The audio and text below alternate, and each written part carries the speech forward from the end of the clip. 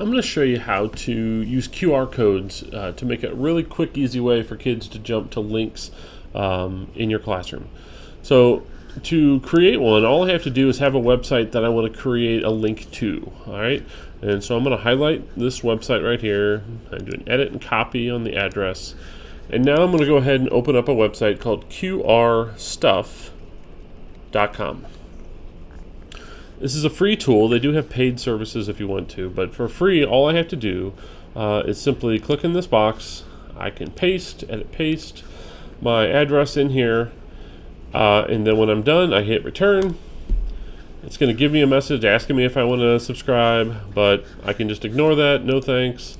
And it's going to give me a QR code right here, downloads it automatically to my computer that I can take, I can print out, I can put it in a document, I can do whatever I want with it.